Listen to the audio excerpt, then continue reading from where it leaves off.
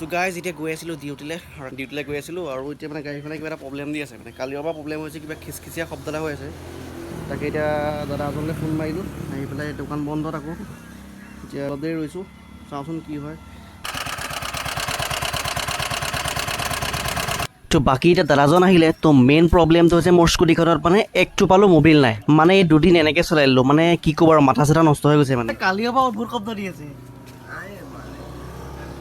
বাকী গাছ এতিয়া মোবিলটো মানে ইঞ্জিন অইলটো ভৰাই আছে তো আজি মানে ডিউটিটো যোৱা নগ'লে আৰু তো এতিয়া ৰিটাৰ্ণ আকৌ ঘৰলৈ গৈ আছোঁ জাষ্ট মোবিলটো চেঞ্জ কৰি আনিছোঁ ইঞ্জিন অইলটো আৰু মানে এতিয়াও একেটা শব্দই দি আছে মানে একদম ঘেৰঘেৰনি শব্দ এটা দি আছে কি হৈছে মানে ধৰিব পৰা নাই তো ইয়াতে মানে ডিলাৰতে ফোন কৰিছিলোঁ তাকে ভিডিঅ' এটা কৰি পেলাই দিছোঁ তো চাওঁ কি হয়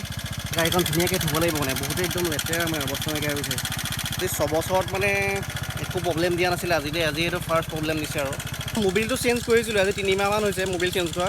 তো মানে ভবা নাই যে মোবিলটো নাইকিয়া হৈ যাব প্ৰব্লেম আৰু গাইজ কিবা শব্দ এটা দি আছে